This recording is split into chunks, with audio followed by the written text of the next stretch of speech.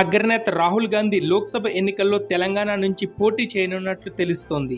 Assembly ఎన్నికల్లో గెలిచి అధికారం చేపట్టిన కాంగ్రెస్ పార్టీ త్వరలో జరగబోయే లోక్సభ ఎన్నికల్లో అత్యధిక ఎంపీ స్థానాలను గెలుచుకోవాలన్న పట్టుదలతో ఉంది. దీంతో గెలుపు గుర్రాల ఎంపికపై కసరత్తును ముమ్మరం చేసింది. ఇప్పటికే మెజార్టీ స్థానాలకు అభ్యర్థుల విషయంలో ఓ నిర్ణయానికి వచ్చినట్లు పార్టీ వర్గాలు చెబుతున్నాయి.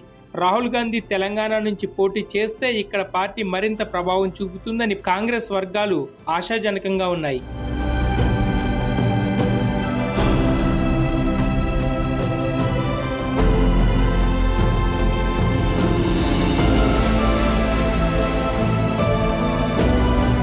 తెలంగాణ ఇచ్చిన సోనియా గాంధీ రాష్ట్రం నుంచి పోటీ చేయాలని పిసిసి అధ్యక్షుడు ముఖ్యమంత్రి Revanth Reddy, deputy CM Bhatti Vikramarka, revenue మంత్రి పొంగులేటి శ్రీనివాసరెడ్డి కొన్నాళ్ల క్రితం ఆమెను కలిసి విజ్ఞప్తి చేసిన సంగతి తెలిసిందే.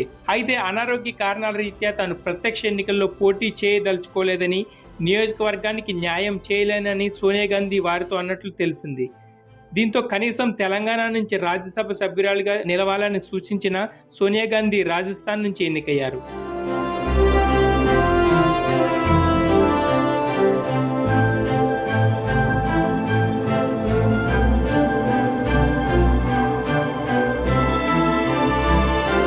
ఈ నేపథ్యంలో అనూహ్యంగా రాహుల్ గాంధీ పేరు తెరపైకి వచ్చింది. ప్రస్తుతం కేరళలోని వైనాడ్ నుంచి ఎంపీగా ఉన్న రాహుల్ను ఈసారి తెలంగాణ నుంచి పోటీ చేయించే అంశంపై కాంగ్రెస్ పార్టీ జాతీయ అధ్యక్షుడు ఖర్గే, ప్రధాన కార్యదర్శి కేసీ వేణుగోపాల్ తదితరులతో సీఎం రేవంత్ రెడ్డి చర్చించినట్లు తెలిసింది. దీనికి ఆయా నేతలతో పాటు రాహుల్ అంగీకరించినట్లు సమాచారం. తెలంగాణ నుంచి రాహుల్ ఖమ్మం లేదా భువనగిరి నుంచి పోటీ చేసే అవకాశం ఉన్నట్లు సమాచారం. దీంతో పాటు ఉత్తరప్రదేశ్లోని అమేఠీ నుంచి కూడా ఆయన పోటీ చేస్తారని పార్టీ వర్గాల్లో చర్చ జరుగుతోంది.